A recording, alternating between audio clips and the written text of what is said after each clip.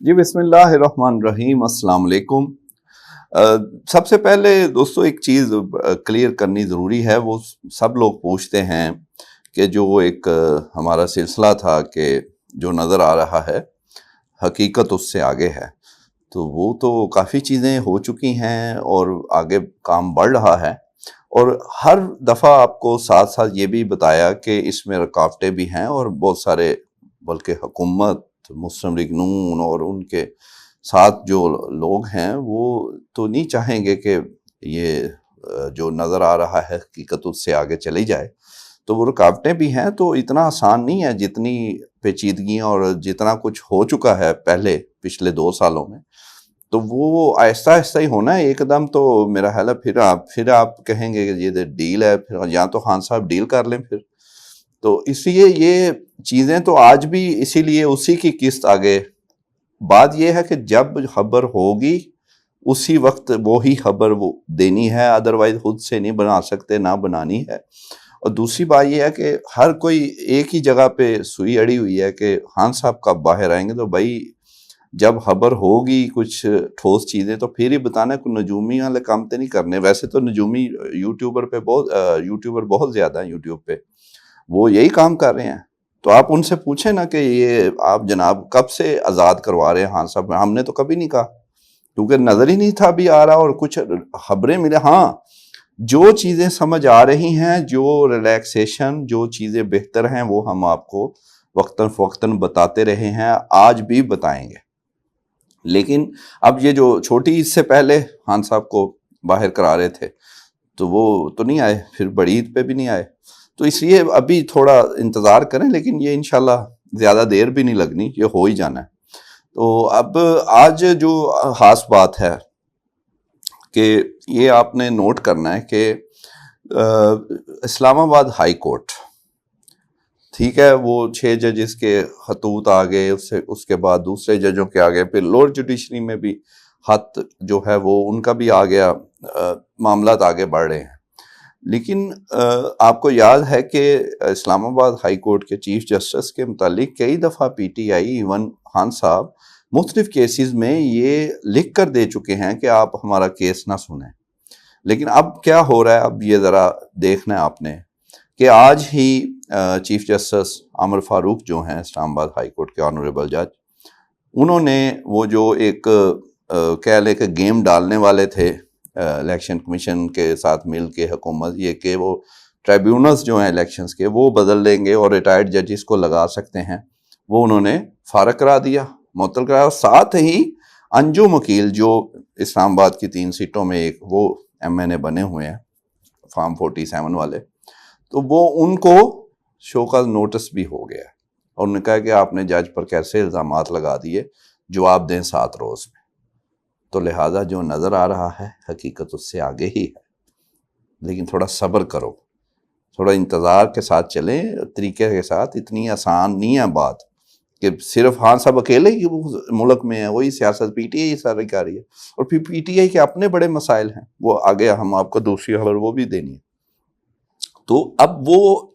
تو معاملہ بڑا کلیئر ہے کہ وہ پوری کوشش جہاں پہ بھی کرتے ہیں، کبھی وہ سائن وہ کیا نمبرز بدلتے ہیں، وہ پکڑے جاتے ہیں فارم 45 کے، کبھی جناب ٹریبیونلز پہ اگر معاملہ کھلتا ہے اڑانے لگتے ہیں جب ٹریبیونل، تو وہ ان کو وہ بدل کے وہ کہتے ہیں نہیں جی یہ تو آپ نیا ٹریبیونل بنے گا، اور ریٹائرڈ ججز وہ بھی الٹا دیا اب اسلام آباد ہائی کورٹ نے۔ پھر اب لاہور کے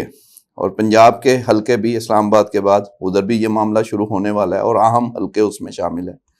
تو پھر معاملہ تو یہ ایسا ذرا ٹھنڈی کر کے ہے نا، تو ماشاءاللہ چیزیں تو اسی طرف جا رہی ہیں۔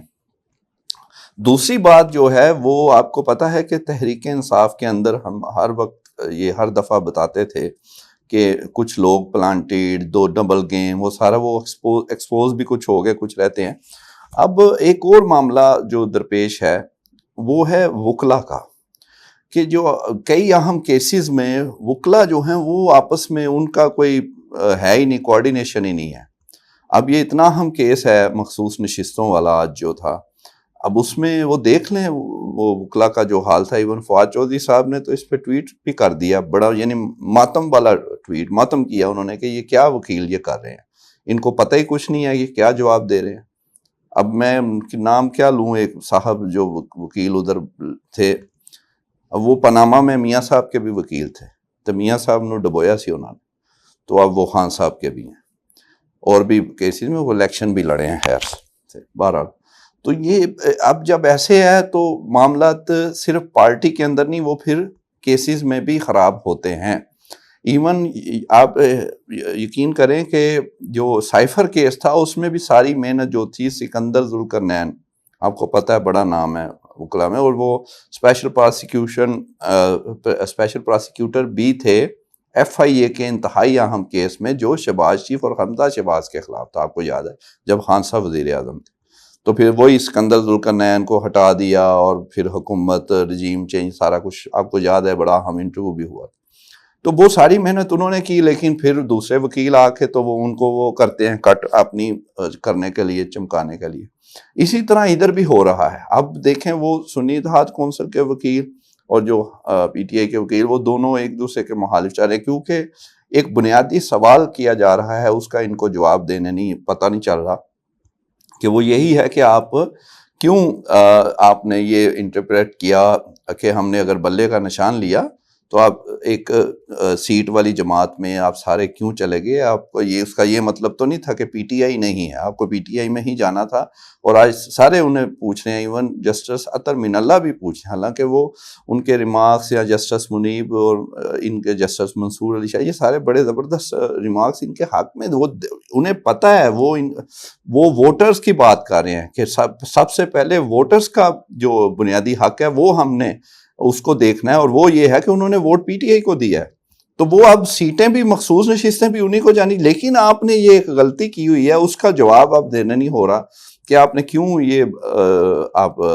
جو ہے سنی اتحاد کونسل میں گئے اور سارا, آپ ادھر ٹیکنیکلٹیز میں پھنسے, اور اس پہ جوابات بڑے عجیب و غریب آ رہے ہیں, اور ایک دوسرے کی آپس میں دونوں وکیل سنی اتحاد کونسل اور پی ٹی آئی کے ایک دوسرے کی مخالفت کر رہے ہیں. تو معاملہ جو ایسے جیسے لوپ ہولز دے رہے ہیں,